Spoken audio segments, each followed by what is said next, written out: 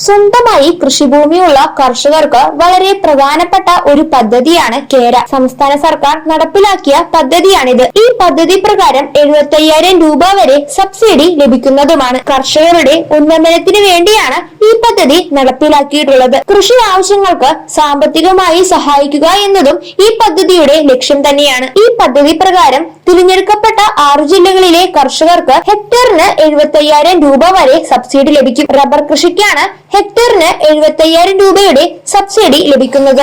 Rubber കൃഷി വ്യാപിപ്പിക്കുക, കാലാവസ്ഥാ വ്യതിയാനങ്ങളെ ചെറുക്കാൻ ശേഷിയുള്ള തൈകൾ നടാൻ പ്രോത്സാഹിപ്പിക്കുക എന്നിവയൊക്കെ ഈ പദ്ധതിയുടെ ലക്ഷ്യങ്ങളാണ്. നിലവിൽ തിരുവനന്തപുരം, കോട്ടയം, പത്തനംതിട്ട, കണ്ണൂർ, പാലക്കാട്, മലപ്പുറം എന്നീ ജില്ലകളെയാണ് ഈ പദ്ധതി നടപ്പിലാക്കുന്നത്. നിലവിൽ റബ്ബർ ബോർഡ് നൽകുന്ന സബ്സിഡിയുടെ ഇരട്ടിയോളം തുക ഈ പദ്ധതിയിലൂടെ കർഷകർക്ക് ലഭിക്കുന്നതും ആയിരിക്കും. റബ്ബർ കൂടാതെ കാപ്പി, ഏലം കൃഷികൾക്കും ഈ പദ്ധതി പ്രോത്സാഹനം നൽകുന്നുണ്ട്. സ്വന്തമായി കൃഷിഭൂമിയുള്ളവർക്കും PM കിസാന്റെ ആനുകൂല്യങ്ങൾ ലഭിക്കുന്നവർക്കും ഈ പദ്ധതിയുടെ ഭാഗമാകാവുന്നതാണ്. സംസ്ഥാന സർക്കാരിന്റെ വളരെ പ്രധാനപ്പെട്ട പദ്ധതി കൂടിയാണ് കേര. തുടക്കത്തിൽ 6 ജില്ലകളിൽ മാത്രമുള്ളെങ്കിലും അതിനുശേഷം ഈ പദ്ധതിയുടെ ആനുകൂല്യങ്ങൾ സംസ്ഥാനത്ത് മുഴുവൻ ലഭിക്കുന്നതുമായിരിക്കും. എന്നാൽ ഈ പദ്ധതിയെ കുറിച്ചുള്ള കൂടുതൽ വിശദാംശങ്ങൾ കൃത്യമായി മനസ്സിലാക്കാനുമുണ്ട്. കാപ്പി, ഏലം കർഷകർക്കും സബ്സിഡി തുക ലഭിക്കുന്നതായിരിക്കും. ഈ പദ്ധതിയുടെ ആനുകൂല്യങ്ങൾ ലഭിക്കണമെങ്കിലും കർഷക രജിസ്ട്രിയിൽ പേര് ചേർക്കേണ്ടത്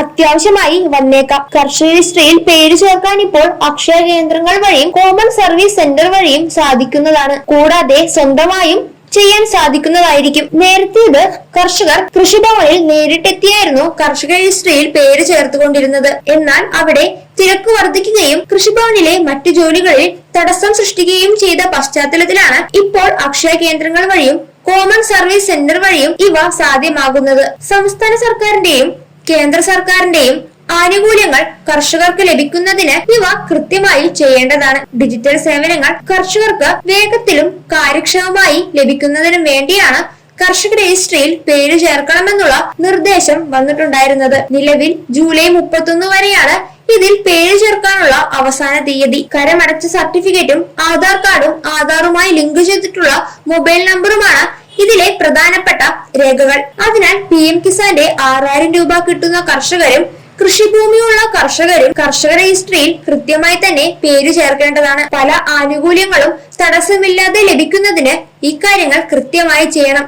ഇതുമായി ബന്ധപ്പെട്ട കൂടാതെ ഈ പദ്ധതിയുമായി ബന്ധപ്പെട്ട കൂടുതൽ വിശദാംശങ്ങൾ ശരിയായ രീതിയിൽ തന്നെ മനസ്സിലാക്കിയതിനു ശേഷം ഈ പദ്ധതികളുടെ ഭാഗമാകാവുന്നതാണ്.